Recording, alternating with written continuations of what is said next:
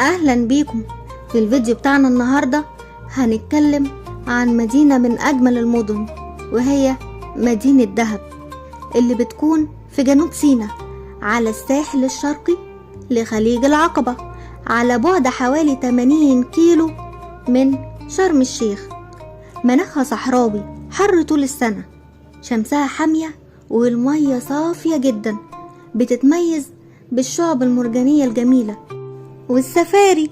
الغطس في دهب تجربة فريدة جدا. الشعب المرجانية هناك مليانة حياة، والسمك ملون يخليك تعيش فيلم بحري قدام عينيك. بجد هي أجمل مكان ممكن تشوفه في حياتك. تمشي كده جنب البحر على ظهر الجمل وتسمع صوت الكثبان الرملية. السفاري بتاعتها جميلة وخلابة، وانت شايف حواليك الجبال ووادي البدعة.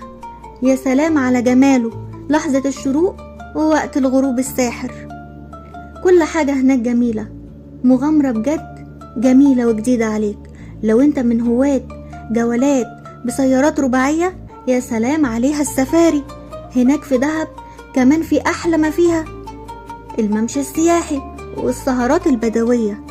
عند الساحل كده هتلاقي كافيهات ومطاعم على الرمال مباشرة، ممكن تقعد تسمع موسيقى بدوية، وليالي فيها قعدة بدوية وأكل شرقي.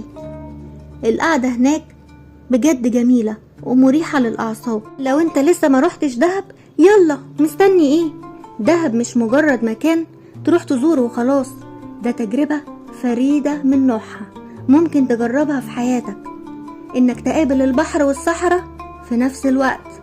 دهب بتقولك تعالى اسمع صوت الرملة تحت رجليك، وخلي البحر يرسملك عالم جديد عليك ممكن تكون بتشوفه لأول مرة في حياتك.